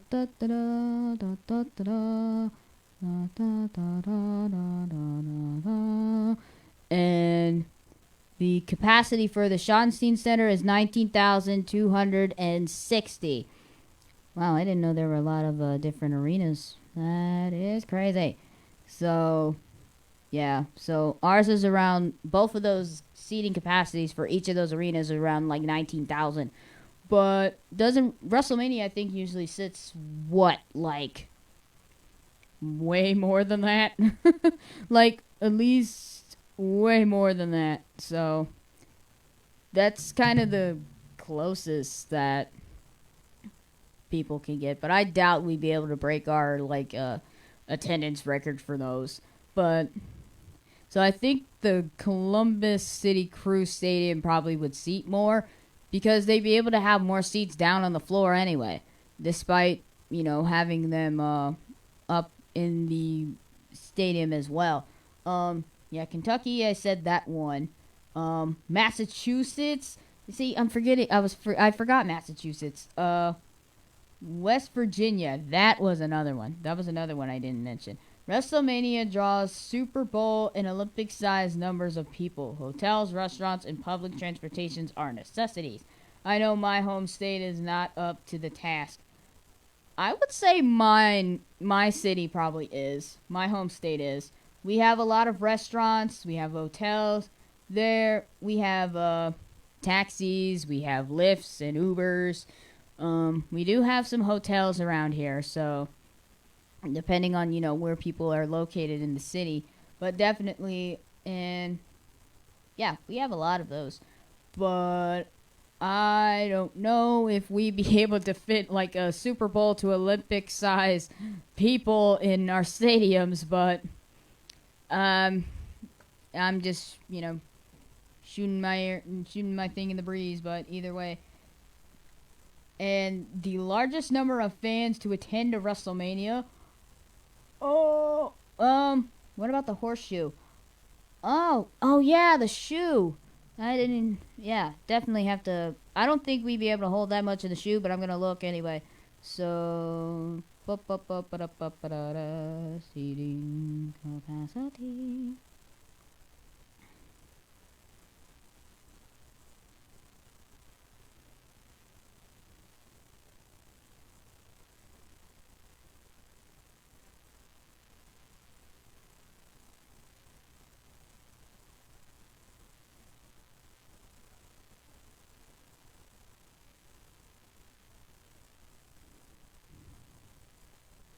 Let's see. So, whoa. Turns out, so actually, there's actually what might be a place. Ohio Stadium seats 104,944 people. So, looks like Ohio might actually have a place to host a WrestleMania. So, if they did it at the Ohio State arena, the Ohio State where the Buckeyes play, oh yeah, they would definitely be able to have that many people. Maryland, oh, that's another one. That is definitely another one. Yeah, a large number of fans to attend a WrestleMania. I think the last known one was maybe like 73,000 people, but I am not sure. And turns out the Ohio State Arena actually can fit 20,000 people.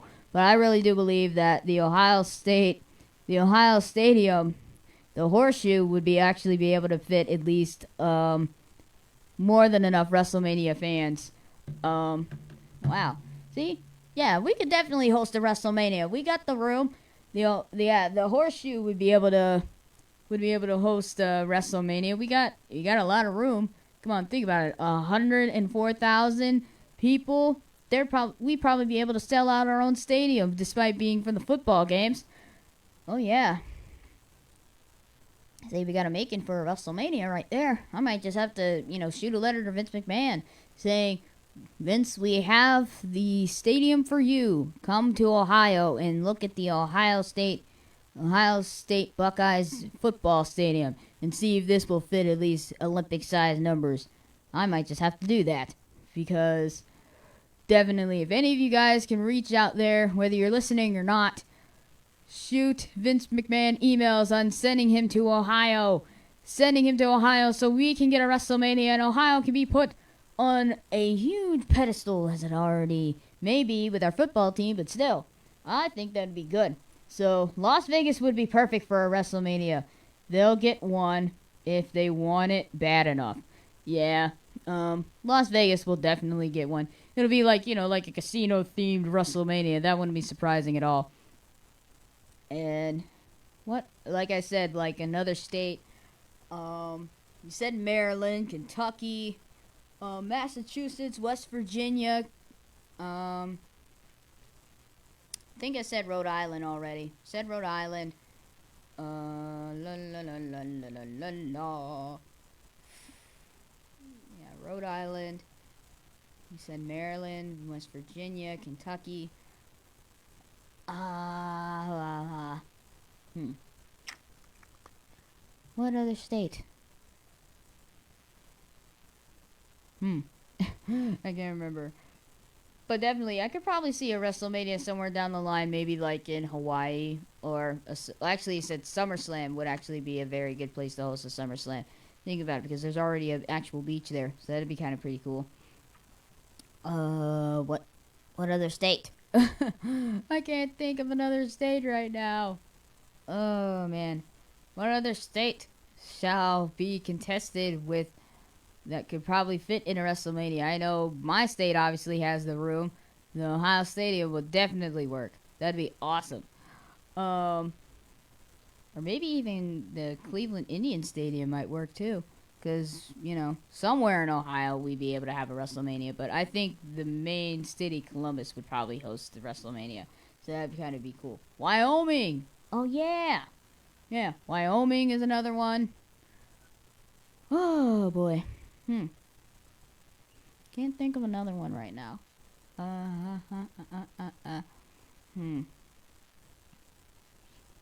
But definitely, yeah, I think, like, Ohio would probably be a good place to have a WrestleMania, as well as Las Vegas. would work for a WrestleMania.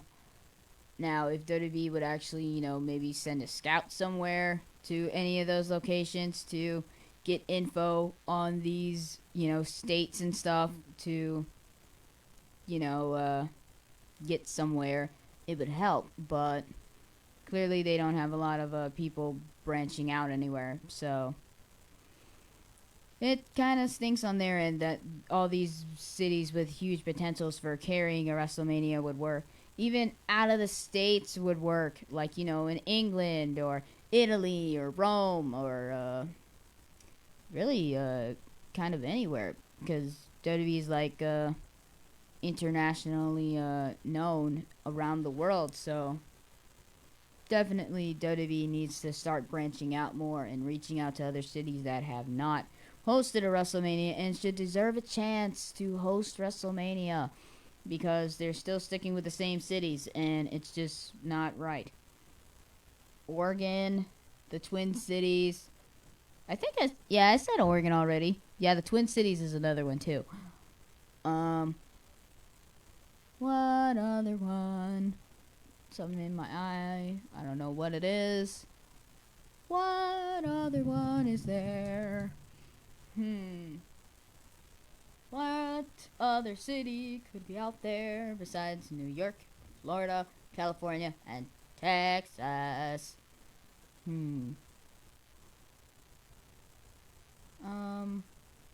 Oh, Vermont. That's another one. Vermont. I don't think they've ever hosted a Mania either. That just came to mind too. Vermont. That's another one. Ooh.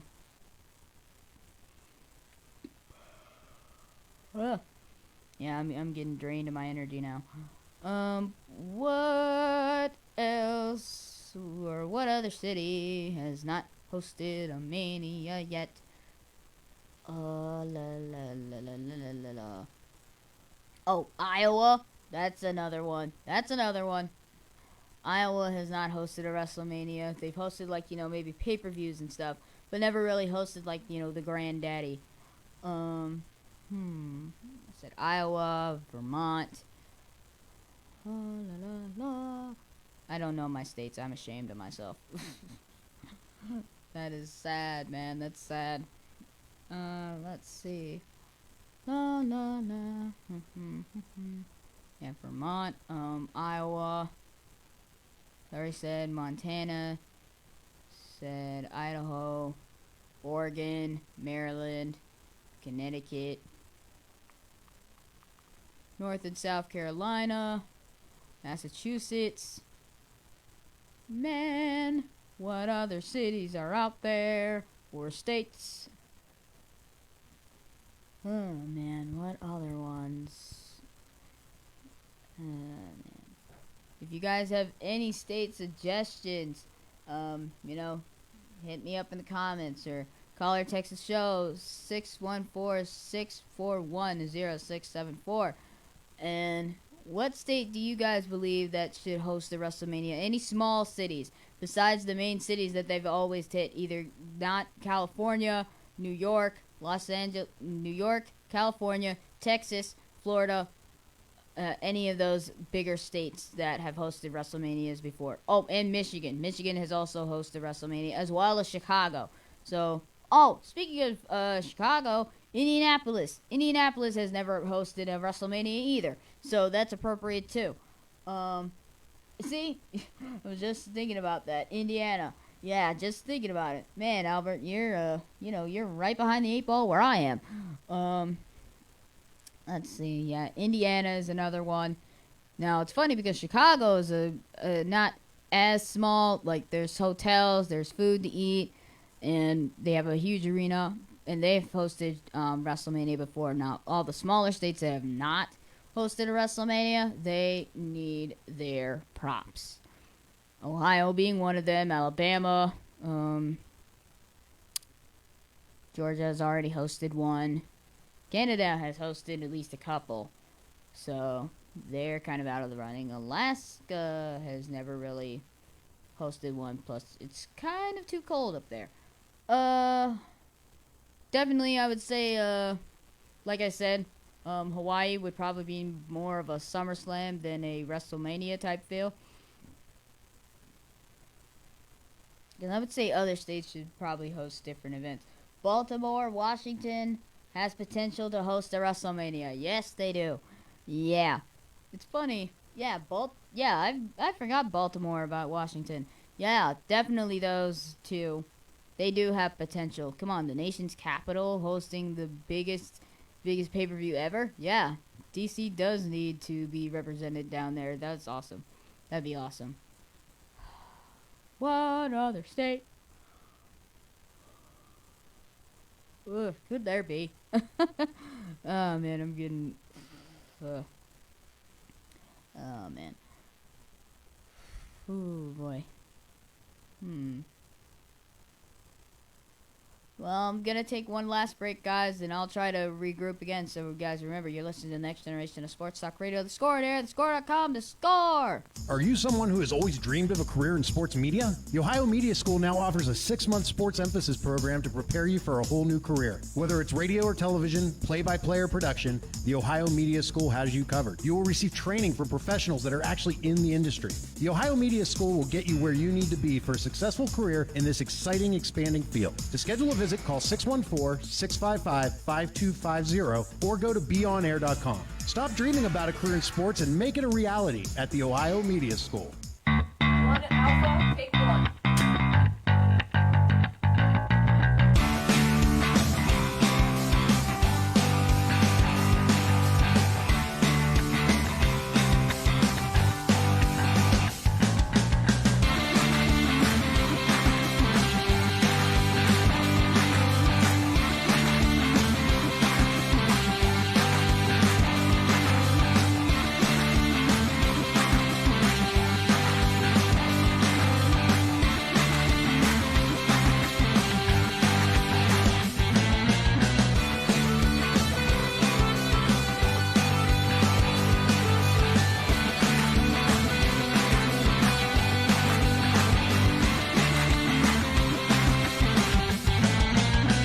Are you someone who has always dreamed of a career in sports media? The Ohio Media School now offers a 6-month sports emphasis program to prepare you for a whole new career. Whether it's radio or television, play-by-play or production, the Ohio Media School has you covered. You will receive training from professionals that are actually in the industry. The Ohio Media School will get you where you need to be for a successful career in this exciting, expanding field. To schedule a visit, call 614-655-5250 or go to beonair.com. Stop dreaming about a career in sports and make it a reality at the Ohio Media School. 1 Alpha, take 1.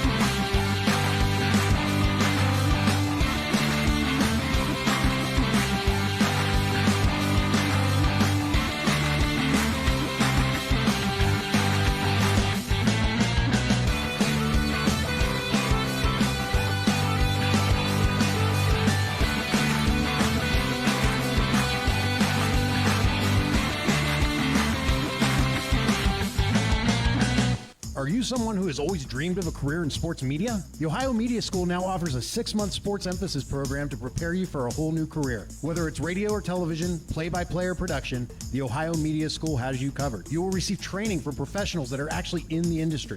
The Ohio Media School will get you where you need to be for a successful career in this exciting, expanding field. To schedule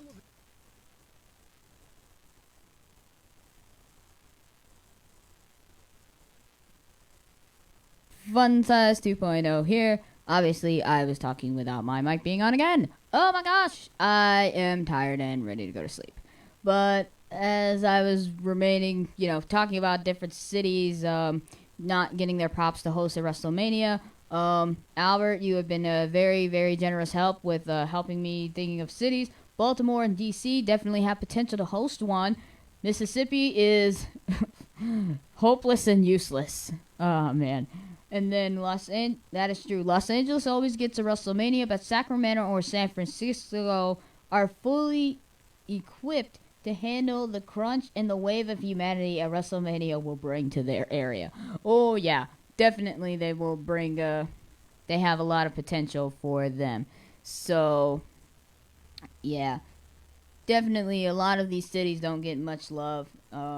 I wish you could get Stephanie McMahon to come on the show by phone and discuss the requirements and parameters a city would have to meet. I think you meant parameters or parameters. A city would have to meet to host an event like WrestleMania. I think you would be amazing at what she would say on the air. Oh, yeah. I'm definitely going to have to reach out to her on Twitter and ask if she will be willing to do that. And I would be ecstatic if she said yes.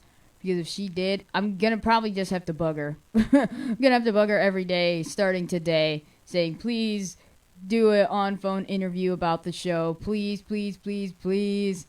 I'm going to just bug her probably every day until next Tuesday. Go like, please do an on-phone interview with me. Please do an on-phone interview with me. And I'm going to have to bug all the superstars too and just send out like a massive tweet to like all of these stars, but definitely to Stephanie McMahon. Definitely will shoot her a tweet eventually, and want to see what are the requirements of a city and pre-measures to take when hosting a huge event such as a WrestleMania to bring to your city and to represent the city as a whole, to bring all this massive mass of humanity from all walks of life, even from like overseas, to come to see this huge spectacle event. And I just can't wait. I definitely will take your advice, Albert. Definitely will do that. Definitely bug Stephanie on Twitter, like, being one of her trolls or something like that, but a positive troll. Either Stephanie McMahon or Triple H. I'm going to bug both of them to death about this, saying, please do an on-phone air interview with me. Do it. I'm going to bug them. Bug them like crazy. More than Triple H bugs Batista. So, well, technically more than Dave bugs Triple H. But either way, I'm going to be on it. Like, I'm just going to be on it. I'm going to be amazing on it. Just find their media relationships departments and see what you can work out. Definitely will. I'm going to have to look on WWE's websites and see what media, see what their media relations department looks like.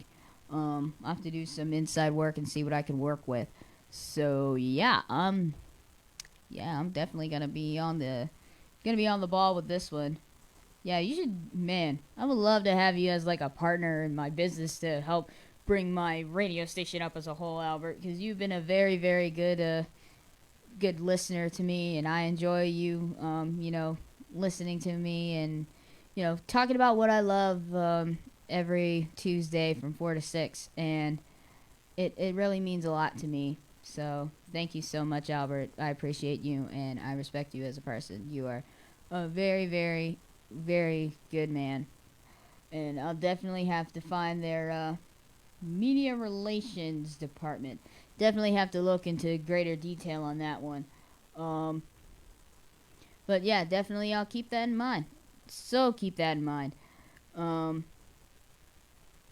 Yeah, because I feel that Columbus would actually be a great place to host a WrestleMania, but in not just Columbus, but other small states as well, to cover WrestleMania as a whole and maybe other pay-per-views too. Like SummerSlam is always held in Los Angeles or maybe in Florida or something, somewhere where like the beach is. I would have said hosted somewhere that's like, overseas, like Hawaii. I've mentioned that at least 3 times now in this broadcast to bring that up. Keep working on getting some of those superstars to do a feature on air on your show as well. I'm working on that like crazy. Either way, all these other pay-per-views are mostly feel like they're kind of main in the U.S., but SummerSlam, as I mentioned at least like 4 or 5 times now, SummerSlam should probably be somewhere where not taking any offense to California or Florida, but why not change it up and go to Hawaii? Because Hawaii is like beautiful in the summertime, and a lot of people are there and just having fun. Plus, having all the rich, culture down there. Plus, I think it'd be pretty to see SummerSlam from Hawaii. That'd be pretty cool. Says, thank you. I really enjoy the show. Aw. Thank you. Yes, I do love professional wrestling. The culture would benefit greatly for your contributions to it. Thank you, Albert. Yes. Like I said, SummerSlam. I say a future SummerSlam, please be in Hawaii, because that'd be amazing. Plus, I've never been to Hawaii, so that'd probably be the only time I would travel out to go to a SummerSlam is to actually go to Hawaii to go see it instead of going to Los Angeles. So think like, okay, everyone's been to Los Angeles, everybody's been here, everybody's been there. Change up the location just a bit, WWE, please. That would be so much easier for, I would say, a lot of people that kind of like, okay, I've been to Florida, been to Los Angeles, been to New York, been to all these other cities, but never outside of, the U.S. Well, technically Hawaii is in U.S. waters, but still. It'd be different. It'd be a different kind of scenery for fans to enjoy. And WWE hasn't really touched Hawaii, let alone Alaska. So, and Alaska, I can understand. It's too cold. It's too cold over there. Near Canada. Well, yeah, it's near Canada. As I say, Canada. Either way. Definitely, WrestleMania is going to be huge. Now, with the few remaining minutes that are winding down, I'm going to give my predictions for WrestleMania coming up literally in 19 days. They might change, they might not. I'll make sure to give you guys an update at the beginning of the broadcast are next Tuesday. So for the Universal Championship match, I'm going with Seth Rollins. Come on. If you doubt Seth Rollins, then you obviously don't understand how the Kingslayer operates. He was known as the Architect of the Shield, and then eventually broke onto his own despite being with Triple H and being the authority like lapdog. But any other way, he's knows how to get the job done. Now, AJ Styles versus Randy Orton. That match I cannot say, but I know both of those competitors are going to kill it at WrestleMania. Shane McMahon versus The Miz. Again, don't know who will gain momentum and who will not. But definitely, both competitors know how to throw it down on the grandest stage. So again, the matches can go either way. Ronda Rousey versus Becky Lynch versus Charlotte Flair. Like I said, I'm going with either Ronda retaining or Becky Lynch being the Raw Women's Champion. Because I just don't want Charlotte winning. Plain and simple. Then what other matches were there? Oh, the Andre the Giant Memorial Battle Royal. Right now, my pick so far that since no one else has put in their hat for the Andre the Giant Memorial Battle Royal is Braun Strowman. The Kurt Angle versus Baron Corbin. Going with Angle. Always bet on red, white, and blue. Then what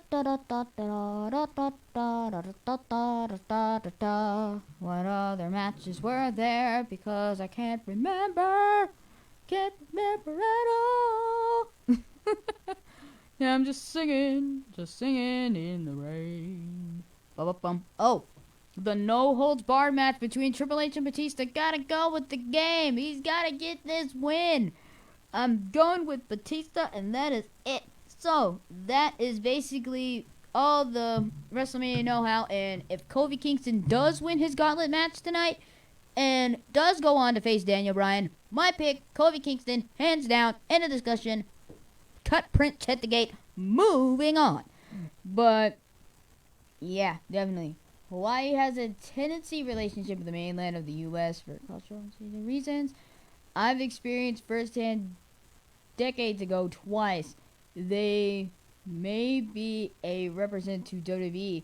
They fell out with the NFL years ago. Besides, Honolulu isn't big enough infrastructure-wise to host a WrestleMania.